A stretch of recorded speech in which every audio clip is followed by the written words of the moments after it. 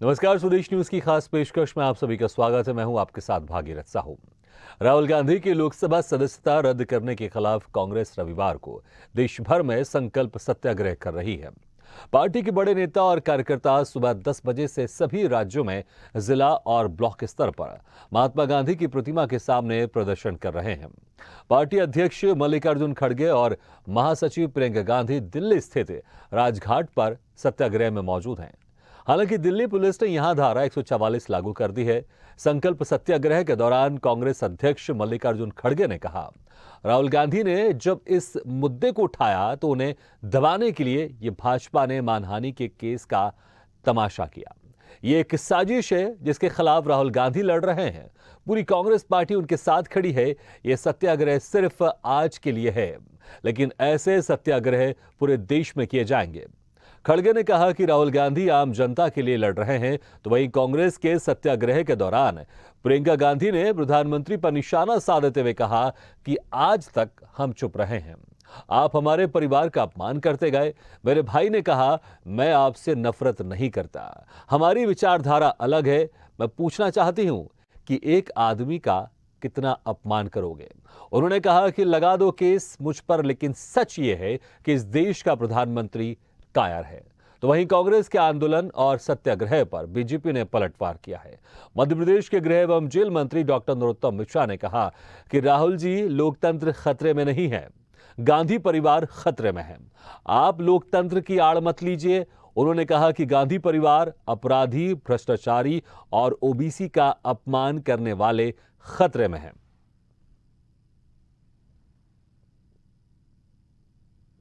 तो आइए आपको सुना देते हैं क्या कुछ कहा। अभी संक्षेप में बताया, लेकिन एक बार फिर से सुना देते हैं कि प्रियंका गांधी ने, मल्लिकार्जुन खड़गे ने क्या कुछ कहा संकल्प सत्याग्रह में।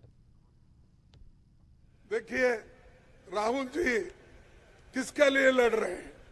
इस देश के जनता के लिए लड़ रहे हैं, आपके लिए लड़ रहे हैं, हमारे लिए लड़ रहे हैं, महिलाओं के लिए लड़ रहे हैं, युवाओं के लिए लड़ रहे हैं, जिनको एम्प्लॉयमेंट नहीं, एम्प्लॉयमेंट दिलाने के लिए लड़ रहे हैं। मैं पूछना चाहती हूं, क्यों आज तक हम चुप रहे हैं? हमारे परिवार का अपमान करते गए, करते गए, करते गए। मेरे भाई ने क्या कहा? संसद में वो मोदी जी के पास गए और उनसे गले लगे। मेरे भाई ने कहा, मैं आपसे नफरत नहीं करता हूं, मेरे दिल में आपके लिए कोई नफरत नहीं है, हमारी विचारधारा अलग है, लेकिन हमारी नफरत की विचारधारा नहीं है। तो मैं पूछना चाहती हूं, एक आदमी का कितना अपमान करोगे? कितना अपमान करोगे? क्या यही है इस देश की परंपरा? देखिए, तो जिस तरह से कांग्रेस के वरिष्ठ नेताओं ने लगातार आरोप लगा रहे हैं, बीजेपी सरकार को घेर रहे हैं और सत्याग्रह आज कर रहे हैं, और इसके जवाब में बीजेपी नेता ने क्या कुछ कहा वो भी आपको सुना देते हैं। राहुल जी, लोकतंत्र खतरे में नहीं है, कांग्रेस खतरे में है। लोकतंत्र की आड़ मत लो। लोकतंत्र खतरे में नहीं है, गांधी परिवार खतरे में है। लोकतंत्र की आड़ मत लो। लोकतंत्र खतरे में नहीं है, भ्रष्टाचारी खतरे में है। लोकतंत्र खतरे में नहीं है, अपराधी खतरे में है। लोकतंत्र खतरे में नहीं है, पिछड़ों का अपमान करने वाले खतरे में हैं। तो ये बात आपको अच्छी तरह से समझ लेना चाहिए कि देश की जनता है, ये सब जानती। तो लोकतंत्र खतरे में नहीं, गांधी परिवार खतरे में है, ये कहना है बीजेपी के वरिष्ठ नेता नरोत्तम मिश्रा का। और इस खास मुद्दे पर चर्चा करने के लिए जो मेहमान हमारे साथ मौजूद है, मैं उनका तारुफ करा देता हूं। हमारे साथ हैं बीजेपी नेता प्रदीप बैस जी, कांग्रेस प्रवक्ता फिरोज सिद्दीकी जी, और साथ ही हमारे साथ हैं वरिष्ठ पत्रकार डॉक्टर सत्यप्रकाश शर्मा जी। आप सभी मेहमानों का बहुत बहुत स्वागत हमारे इस खास चर्चा में। सबसे पहले फिरोज सिद्दीकी जी, जिस तरह से कोर्ट सजा सुनाती है, सब कुछ कोर्ट की तरफ से होता है, फिर उसके बाद ये सब कुछ क्यों हो रहा है? क्या कोर्ट के फैसले पर आप लोग को सम्मान नहीं है? आप लोग सम्मान नहीं करते? हालांकि आप लोग के नेता कहते हैं कि हम कोर्ट के फैसले का सम्मान करते हैं, लेकिन अगर कोर्ट के फैसले का सम्मान करते हैं तो फिर ये विरोध प्रदर्शन क्यों? कहीं पर भजन कर रहे हैं आप लोग, कहीं पर सत्याग्रह कर रहे हैं, तो कहीं पर रेल भी रोका जा रहा है। इसकी जरूरत क्या है? कहीं मैसेज गलत नहीं जा रहा जनता के बीच में कि किसी नेता को सजा हो रही है लेकिन आप लोग उसका विरोध प्रदर्शन कर रहे हैं? दो बात है। और बहुत साफ साफ दो बातें हैं कि राहुल गांधी जी को जो सजा हुई है वो किस मामले में सजा हुई है। क्या राहुल गांधी जी ने कोई अपराध किया था, किसी की चोरी की थी, किसी का सामान छीना था, कोई हिंसा की थी किसी के प्रति? तो जवाब है नहीं। वे सीधे सीधे सवाल कर रहे थे सरकार से कि जो लोग पैसा लेके इस देश से भागे हैं वो पैसा कहाँ है। फिरोज जो सिद्दीकी जी, 20,000 सवाल पूछने पर उनके ऊपर उनको सजा नहीं सुनाई गई है। मानहानि केस में उनको सजा सुनाई गई है। जिस तरह से उन्होंने मोदी सरनेम का जिक्र किया था, उसके कारण मानहानि के कारण उनको सजा सुनाई गई है। लेकिन आप लोग यहाँ पर दूसरी तरीके से उसको ट्विस्ट देने की कोशिश कर रहे हैं कि वो सवाल पूछ रहे हैं, अडानी का नाम ले रहे हैं, इसलिए उनको सजा सुनाई जा रही है। आप मुझे क्यों पूछ रहे, अब फिर मुझे बोलने ने दीजिए नहीं, लेकिन आप अगर बोलेंगे उसमें मैं कुछ तो ऐड करूंगा ना। हाँ हाँ हाँ, रुक जाइए ना। तो आप जी, तो नीरव मोदी, ललित मोदी ने कहाँ गए पैसे, ये इसकी बात की ना उन्होंने। ये चोर कहाँ है इसकी बात की ना उन्होंने, राहुल गांधी जी ने। ये तो हुई एक बात। वो तो जनता की आवाज उठा रहे थे, वो तो किसी और की आवाज उठा नहीं रहे थे। नंबर दो बात कि एक पॉलिटिकल पार्टी, एक राजनीतिक दल और एक सरकार, आजादी से पहले भी ये संघी यही काम किया करते थे। इन संघियों ने जो है भगत सिंह को सूली चढ़वा दिया, अटल बिहारी वाजपेयी ने कईयों को सूली चढ़वा, कईयों को जेल भिजवा दिया। ये कांग्रेसियों के पीछे जब भी लगे रहते थे, और ये आजादी के बाद भी। अरे क्यों, अगर कोई पॉलिटिकल राजनीतिक लड़ाई है इस देश में तो उस राजनीतिक लड़ाई को राजनीतिक तरीके से लड़ा जाएगा। और फिर ये नरेंद्र मोदी क्यों भूल जाते और हैं कि वो कानूनी देश के लड़ाई है तो उसको प्रधानमंत्री कानूनी तरीके से लड़ना चाहिए ना। मेरा सवाल यहीं पे सीधा सीधा है। आप लोग सत्याग्रह जो कर रहे हैं, जो सदस्यता रद्द की गई उसके खिलाफ आप लोग सत्याग्रह कर रहे हैं, उसके खिलाफ आप लोग विरोध प्रदर्शन कर रहे हैं। हाँ, तो ये आप ये बताइए ना, देश के गद्दारों को गोली मारो, सालों को, ठीक है। इन्होंने क्या 50 करोड़ की गर्लफ्रेंड, जर्सी गाय, बछड़ा, मुस्लिम समाज के खिलाफ कितने जहर उगला है चारों तरफ कि सुप्रीम कोर्ट को आना पड़ा कि भैया ये नफरती बयान नहीं चलेंगे वरना सीपी। बताइए किसी एक को भी आज तक इस देश में एफआईआर होके किसी एक को भी सजा हुई? तो ये जिम्मेदारी किसकी है? मेरे मान सम्मान की रक्षा करना, मैं मुसलमान हूं, मेरे मान सम्मान की रक्षा करना मेरे प्रधानमंत्री और मेरे मुख्यमंत्री का काम है। क्या हुआ उसका? तो राहुल गांधी जी जो है भारतीय जनता पार्टी उल्टा ट्विस्ट दे रही है। असल में अडानी अंबानी जैसे जो लोग हैं और जो इन्होंने उनके साथ मिलकर चोरी की है, ललित मोदी, नीरव मोदी के लिए एक जो रास्ता बनाया है चोरी करने का, मेहुल चोकसी का जो है रेड कॉर्नर नोटिस साफ करा दिया इन्होंने। अब वो सब जगह इंटरपोल का नोटिस साफ हो गया और सब जगह घूम पाएगा। तो जो चोर हैं वो चोर जो है रास्ता ढूंढ रहे हैं दूसरे को कि अरे ये देखो मानहानि का मामला, ये देखो ओबीसी वर्ग का मामला। चोर इस बात का जवाब नहीं दे रहे कि ये चोरियां हुई कैसे। हमसे तो कहा गया था कि नोटबंदी की जेब में तुम्हारे पैसे आएंगे, पैसे आ गए अडानी की जेब में। तो ये अडानी सेठ के जो लोग हैं, जो अडानी सेठ के गुलाम हो गए हैं और जो उनके मुंशी हैं, वो इस तरीके की बातें कर रहे हैं। हम सत्याग्रह कर रहे हैं, सही कर रहे हैं कि ये हमारा जो देश है, देश में जो लोकतंत्र है, ये कैसा लोकतंत्र चल रहा है कि लोगों के साथ जो है ठीक है। हालांकि जो आपने जिक्र किया कि तमाम दूसरे नेताओं की तरफ से भी इस तरह की बयानबाजी की गई थी, उस पर मैं यही कहना चाहूंगा संक्षेप में, आपके पास भी ऑप्शन था, आप चले जाते कोर्ट के पास, आप केस कर देते, उसमें क्या समस्या थी? ठीक है प्रदीप भाई जी। नहीं, ये बताइए, अब आपको भी एक सवाल पूछता हूं कि अगर किसी आदमी कोई जुर्म करे तो क्या पुलिस क्या कहेगी कि आओ भैया रिपोर्ट लिखाओ? तो पुलिस किस काम की है? फिरोज जी, ये डिसाइड कौन करेगा? ये तो कोर्ट डिसाइड करेगी ना कि उसने जुर्म किया कि नहीं किया। उसके बाद कोर्ट सजा सुनाएगी ना, सीधी सिंपल सी प्रक्रिया है।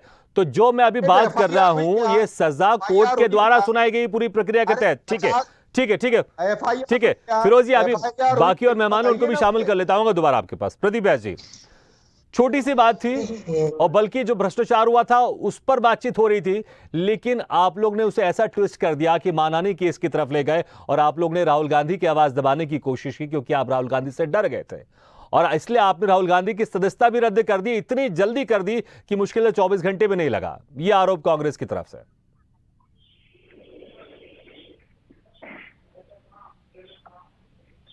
सर आप देखेंगे तो पाएंगे कि ये आरोप कब का है।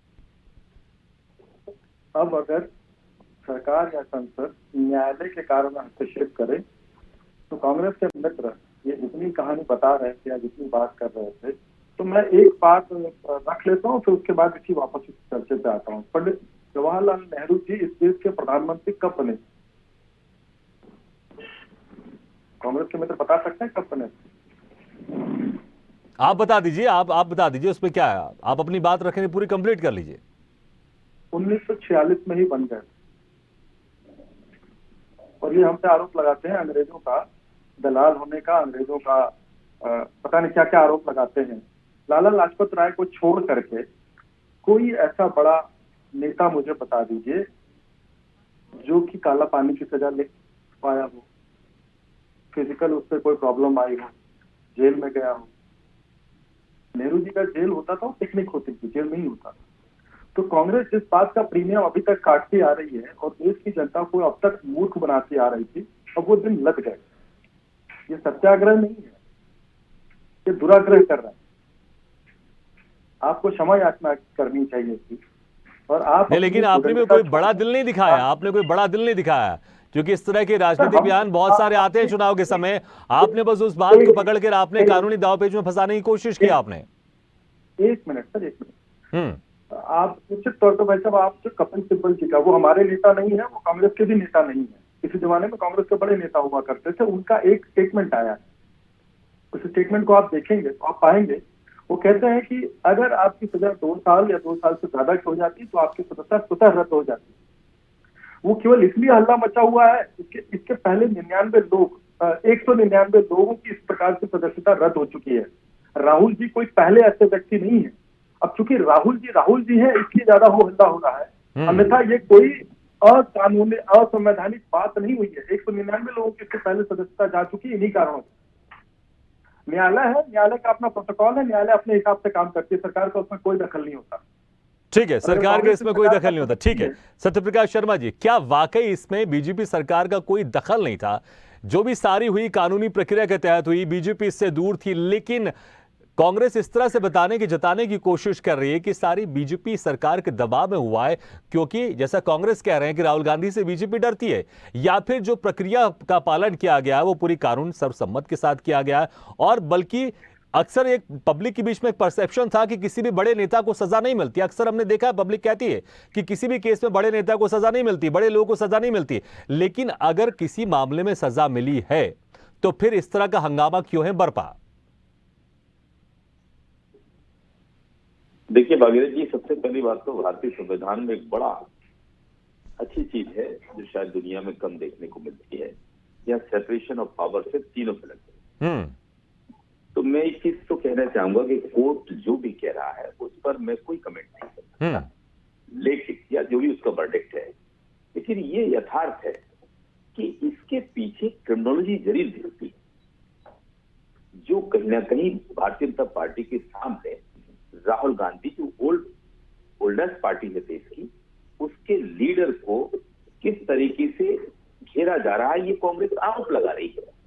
लेकिन मैं फिर कहूंगा कि कानून सबसे बड़ी शक्ति है और कानून के दायरे में सब आते हैं। लेकिन इसके तहत जो डिसीजन लिया गया वो तो लोकसभा को लेना होता है। तो लोकसभा ने जो डिसीजन लिया वो उसकी जल्दबाजी एक बड़ा कारण राजनीति में घुल गया है कि इतनी इमीडिएट इफेक्ट से ये ऑर्डर क्यों पास कर दिया। वर्डिक्ट आया, उसका कुछ टाइम लेते और उसके बाद अगर ये आता तो इतना तूफान नहीं मचता। लेकिन सत्यप्रकाश शर्मा जी, 2013 में जिस तरह सुप्रीम कोर्ट ने वर्डिक्ट दिया था कि अगर किसी केस में अगर 2 साल कम से कम सजा सुनाई जाती है तो तुरंत उनकी सदस्यता खत्म हो जानी चाहिए, और इसको लेकर जो उस वक्त की मनमोहन सरकार जो लेकर आ रही थी उस वक्त बिल, और इस फैसले को पलटना चाह रही थी, और उसकी प्रति को राहुल गांधी ने खुद फाड़ा था। और कहीं ना कहीं ऐसा तो नहीं कि वो चीज बैकफायर हो गई है, तकरीबन 10 साल के बाद राहुल गांधी के लिए मुश्किल खड़ी हो गई है। क्या होता है कि जिन चीजें अपने ही लिए खतरनाक हो जाती है, वो ऑर्डिनेंस जो गवर्नमेंट लाई थी उस ऑर्डिनेंस को फाड़ा था, यही ऑर्डिनेंस था जी। अगर आज वो पास हो जाता, ऑर्डिनेंस तो हो ही गया था, अब उसको तो केवल हाउस में जाना था और हाउस के बाद वो अमेंडमेंट हो जाता तो आज राहुल गांधी की सदस्यता बची रहती। लेकिन मैं आपको फिर कह रहा हूं, इससे कांग्रेस फायदे में हो गई। राहुल गांधी के डिस्क्वालीफाई होने से कांग्रेस को भारतीय जनता पार्टी के सामने बड़ा मुद्दा मिल गया है पब्लिक डोमेन में। ये कहीं ना कहीं भारतीय जनता पार्टी की कूटनीतिक मैं ये किसी की पार्टी का दोष नहीं मानता, ना सरकार का मानता हूं। बस ये है कि जल्दबाजी में लोकसभा स्पीकर का लिया गया निर्णय हो सकता है, लेकिन ये तो कानून सम्मत है। इसको कुछ समय देकर भारतीय जनता पार्टी उस पर एक बड़ा एनालिसिस करके कुछ डिसीजन ले सकती थी। लेकिन जो आज कांग्रेस सत्याग्रह को उतर आई है, कांग्रेस पब्लिक में चली गई है, और ये कहीं ना कहीं कांग्रेस के लिए फायदे का सौदा हो सकता है। लेकिन ये तथ्य फैक्ट है कि जब तक भारतीय जनता पार्टी सत्ता में है, उसको अगर किसी पार्टी को सही बात में दिखती है उसके सामने, तो वो कांग्रेस ही दिखती है। दूसरी रीजनल पार्टी उसके सामने कहीं भी नहीं है। तभी आपने देखा होगा, चाहे एनडीए की गवर्नमेंट रही हो या बीजेपी प्योर की गवर्नमेंट हो, इन दोनों हालातों में किसी भी क्षेत्रीय दल को ना तो प्रधानमंत्री नरेंद्र मोदी, ना ही जेपी नड्डा साहब और ना ही अमित शाह केवल और केवल कांग्रेस को टारगेट करते हैं। क्योंकि अगर कभी भारतीय जनता पार्टी को कोई हिला सकता है तो वो सिर्फ देश की ग्रांड ओल्ड पार्टी ही हिला सकती है। इसलिए, और इससे एक फायदा कांग्रेस को भी फायदा है कि राहुल गांधी के दूर होने से कहीं ना कहीं एक नई लीडरशिप उभर के आएगी। हो सकता है कि राहुल गांधी कुछ समय एनालिसिस करें या ब्रेनस्टॉर्मिंग करें कि आखिर उसको कब, कहां, क्या बोलना है। ये बोलने का परिणाम तो है।